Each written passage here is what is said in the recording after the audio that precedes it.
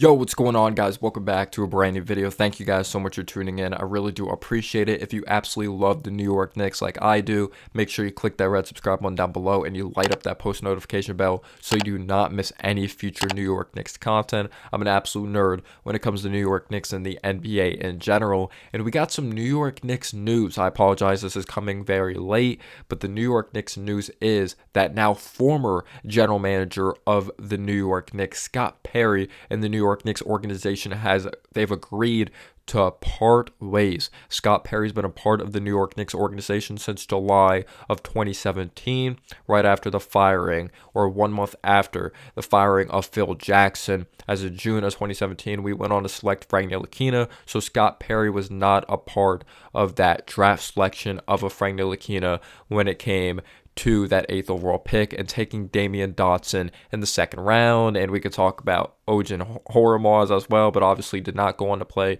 in the New York Knicks uniform, as he didn't even actually went on to play in Summer League.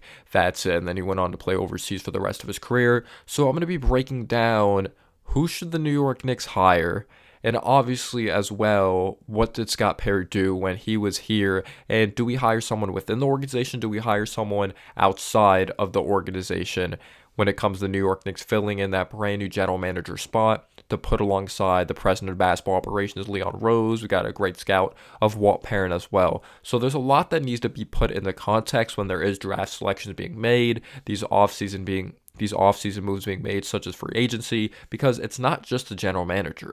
Because we're not going to really be talking about 2020 and on, because Leon Rose definitely has much of the power when he went on to come over during the part of the season when RJ Barrett, I remember he came over a part of the season in 2019, RJ's rookie year, when RJ had that bucket at the basket, that clutch bucket versus the Houston Rockets, when Harden and Westbrook were still members of the Houston Rockets. So, good amount of time ago, Leon Rose joined the New York Knicks a few years ago. So, we're going to be putting this into context, these moves that were made. And let's keep in mind that I didn't think Scott Perry was great. I didn't think he was bad. I thought he was eh.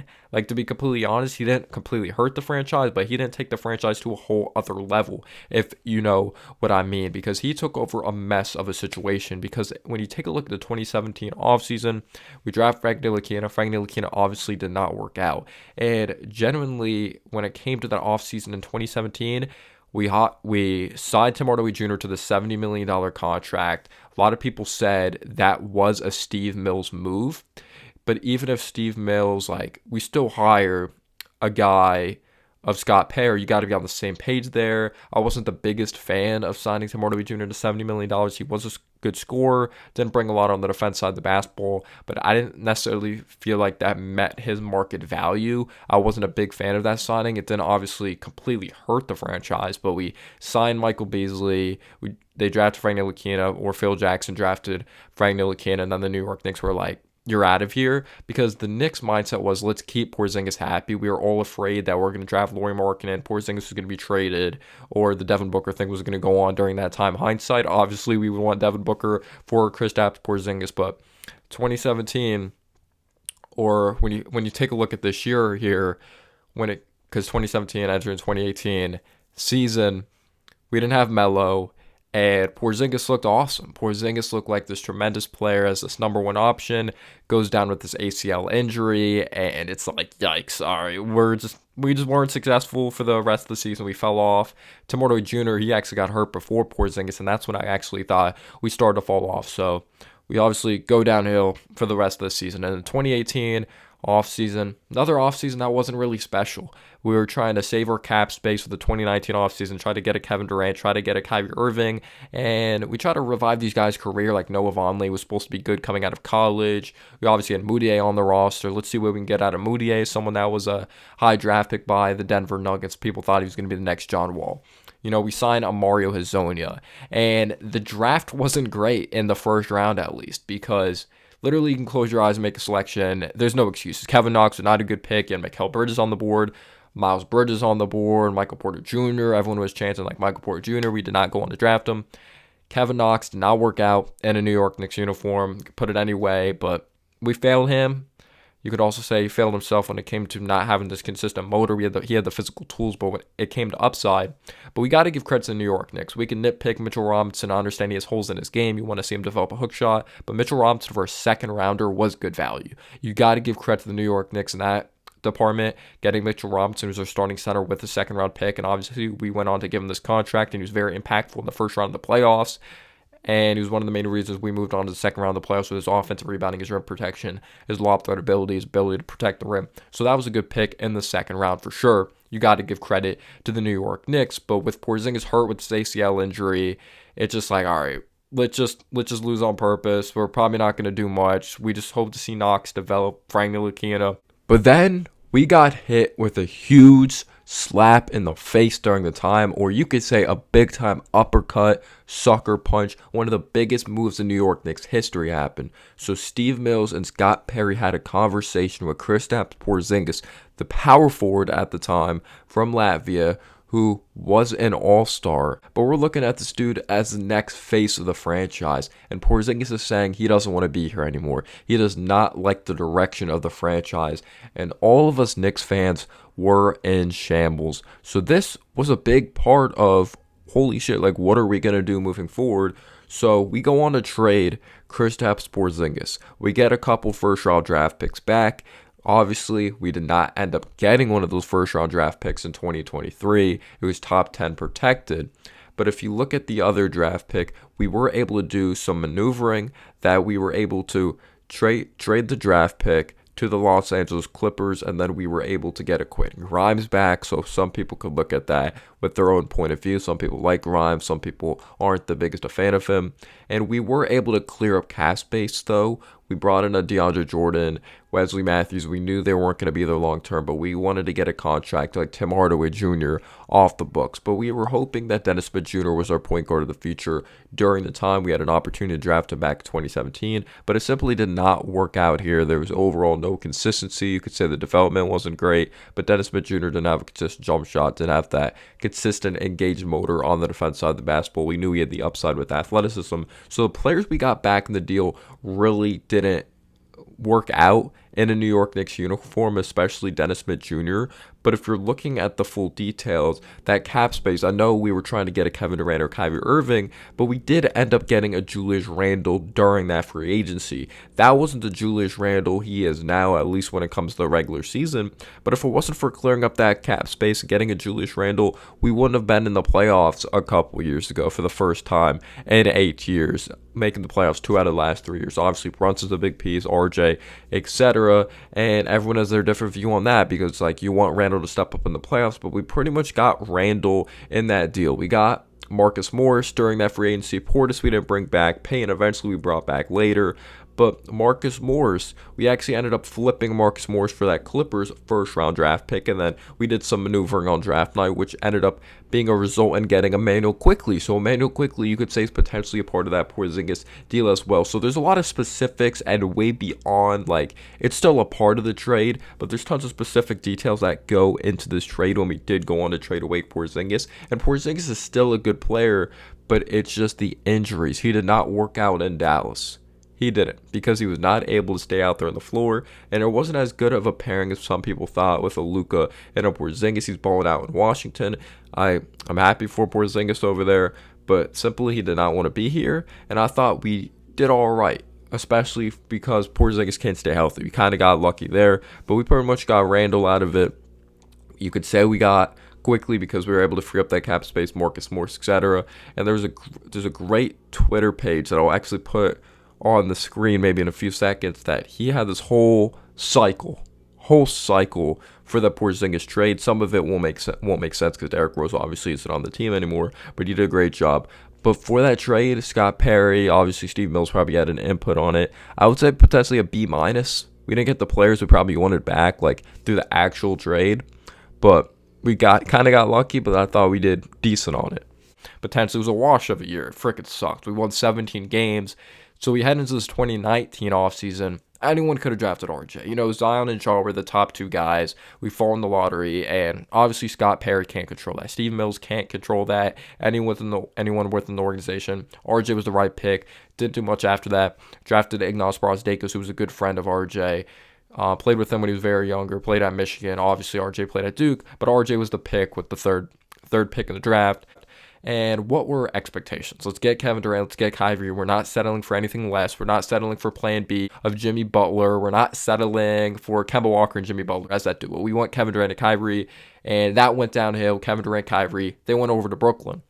But I will say, I thought Scott Perry and Steve Mills actually treated this in a good way, that we didn't overspend to really set back the franchise or put us in just tremendous mediocrity for a year or anything like that. I did like the Knicks' approach. They did use a lot of their money, though, as they went on to sign Marcus Morris. They signed Taj Gibson, who did help us when it came to a veteran presence, helping us go to the playoffs a couple years ago. Respect to Taj Gibson. Alfred Payne was our point guard going to the playoffs a couple years ago, even though he had glaring holes in his game. Still was our starting point guard.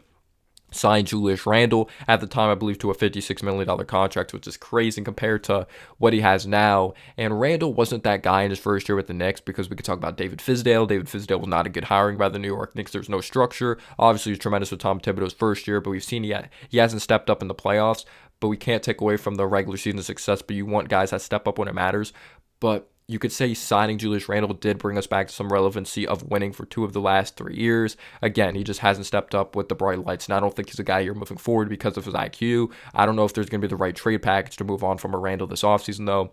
But yeah, Marcus Morris, Taj Gibson, Bobby Portis, we signed Wayne Ellington. We didn't have any crazy splashy off-season moves, but I'm like, all right, it's deals that we're going to be able to get out of maybe in like a couple years or something like that, or a year. But I didn't like the Marcus Morris signing, because I'm like, we just drafted Kevin Knox. Marcus Morris took a lot of Kevin Knox's minutes. But my thing was, maybe they're testing how mentally tough Kevin Knox is. And you could say maybe Kevin Knox failed that test. He didn't really fight for that role and didn't end up really taking Morris' spot. So I thought that was kind of a wasted year, to be completely honest with you. And obviously Porzingis went on to be traded to Dallas. It was just a complete mess. I was like, all right, we want to see what RJ's made of, and Randle the ball dominancy and all that, and a lot of us wanted Randle gone. So those are the years I'm going to talk about through Scott Perry, because 2020, because Leon Rose came over during RJ's rookie season, and Leon Rose has a ton of power. Obviously, don't have Steve Mills over here as well. But Mitchell Robinson, good draft pick in the second round. RJ was an obvious pick. Wasn't there for the Frank Ntilikina draft. So I didn't think he did anything flashy. Reggie Bullock helped us in the playoffs, or helped us in the regular season to get to the playoffs. Didn't step up big in the playoffs, but getting a Randle helped us in the regular season. Didn't step up in the playoffs. Taj did his thing when it came to game 2, I believe. But yeah, after that, you could say Leon Rose definitely steered the ship, but it's an organizational decision when it comes to Knicks. But getting into someone that's within the organization that we could potentially hire, I would not hire, though, because he only lasted literally 2.5 years with the Minnesota Timberwolves being in control of being a president and GM. Gersson Rosas, that we brought in a couple years ago, I believe in the middle of the season or at the beginning of the season, was hired by the Timberwolves in 2019 to really have full power, but he went on to be fired very quickly, not because of the lack of success of the Minnesota Timberwolves, but because he had a relationship within the organization, and the GM or just the front office was very dysfunctional. He did not have good control or good grasp. And when you take a look at the moves, obviously he had a move that brought D'Angelo Russell over. Wasn't the greatest. He wasn't consistent on the defense side of the basketball. He's an inconsistent shooter. But during that time, I understood it, because he had all-star pedigree with the Brooklyn Nets, so they looked at the upside potential there. They did have Vanderbilt at one point, good defensive player, obviously on the Lakers, doesn't produce a lot on the offense side of the basketball. An underrated move is McDaniels on the Timberwolves. He obviously has a brother on the Philadelphia 76ers as well. He's a good defensive player, and we've seen his upside on the offense side of the basketball. I don't know if we're ever going to see his full package within Edwards and Karl-Anthony Towns to get the consistent shots, but he was a steal on draft night. There was some maneuvering. He got traded twice, but they're able to acquire him.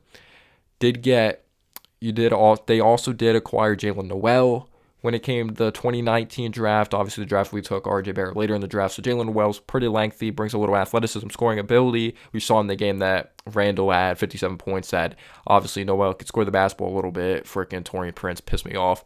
But the big-time move that was really bad, because Edwards, obvious pick when it came to 2020 draft. You take him with the first overall pick, but in the 2019 draft, you trade up to 6 to get Jarrett Culver. That did not work out, like, at all. Probably one of the biggest busts. Trading up to the 6th pick and part of that deal, Cam Johnson gone, like, because the Suns traded back, and Cam Johnson's a sniper, 3-and-D player. That's a good player in this league. So he really messed up in that department. I'll give him credit when it comes to McDaniel's move. I'll give him credit when it comes to even picking up, who's that big man they have right now for the Naz Reid. He was an undrafted free agent, so that was a pretty solid move. But if you're getting into the details here, he didn't really do anything flashy, and I didn't think he was that great in Minnesota. So in my opinion, Gersson Rosas should not be the hire for the New York Knicks because he has not shown consistency of making the right moves. He's kind of made some head scratchers as well in his process, and he just hasn't shown good leadership and maturity. But a lot of people are going to take a look at Bob Myers, executive of the year a couple times. Obviously, the Golden State Warriors holding up a few Larry O'Brien trophies since he's been there, but everything needs to be put in the context. He did not draft Stephen Curry. Let's keep that in mind. He was the main guy, or one of the main guys that brought Kevin Durant over, but who wouldn't want Kevin Durant? But he did help during the contract process, which is a big deal. But Durant wanted that ring. He wanted to play with Curry, wanted to play with Clay, Draymond, etc. Wanted to be coached by a Steve Kerr. But he was hired by the Golden State Warriors in 2011. Is this someone the Knicks are going to look at? Is that why they're like, yep, Scott Perry, we're mutually parting ways. We want to get our hands on Bob Myers. So Bob Myers was hired by the Golden State Warriors in 2011. He was there during the Klay Thompson draft, but he was an assistant general manager during the time. He was not the head GM. He was not all hands-on everything. So we don't know if it was his full idea to draft a Klay Thompson, but Klay Thompson's obviously been very successful. So clearly there was an evaluation process, right? That Klay Thompson did end up being the pick, but I don't know whose main decision that was during that time to get a Klay Thompson. You take a look at the 2012 draft, though, and he actually went on to be promoted general manager in 2012. They drafted Draymond, he's not the sexy player offensively, but we know he can crash the glass, good vision, good defensive player, good communicator, one of the heart and souls of that Warriors team. They don't have those championships potentially without Draymond. He's the heart and soul of that ball club. And they've had success. They obviously hired Steve Kerr, which took them over the top. They drafted Harrison Barnes, who was a solid player with the 7th pick. Obviously not a Hall of Famer, but he was a part of a championship run that helped beat the Cleveland Cavaliers. So Harrison Barnes has been a part of success, but James Wiseman didn't work out. Kuminga's kind of unknown. And you do have to give credit to the Golden State Warriors for drafting a Kevin. He was a late gem, and Kevin Looney, we didn't really know what he was going to be at the beginning part of his career, but he has really shown his capability of what he really could be the last couple seasons. And he's not this tremendous offensive player, but he's a beast on the offensive glass. He's a big body that sets very good screens. Not crazy athletic, but he's good positioning on the defensive side of the basketball. He's helped out with some Golden State Warriors success as of late as well. Jordan Poole, the contract doesn't look great right now. He did not have a good postseason run, but he helped out versus the Boston Celtics in the finals. He helped out during that playoff run last year, which got him paid. So Jordan Poole was a good gem as well, but you also have to put into it the offense Steve Kerr runs. You also have to give credit to the coaching staff as well, but he's found some gems, but James Wiseman didn't work out in Golden State, a weird situation with a win now. We have to develop you, though. Kuminga unknown, Moses Moody unknown. We'll see. So it's really hard to read these drafts because they just had so much success. Even before Steve Kerr got there, they were still in the playoffs. But it just seemed like they've always been this close-knit organization, though. You've never heard anything really dysfunctional. So would Bob Myers be that guy that you want to go after? You know, they went on to trade for an Andrew Wiggins. That move worked out to help win a championship last year, and their organization got the most out of Wiggins on the defense side of the basketball as well, and he felt like a more engaged player. But let me know down below your thoughts. Who do you think the Knicks should go on to hire? Should they fully be targeted on Bob Myers, or do you think he wants that Leon Rose role? Like, he doesn't want to just be a general manager? Let me know down below your thoughts. Peace out, y'all.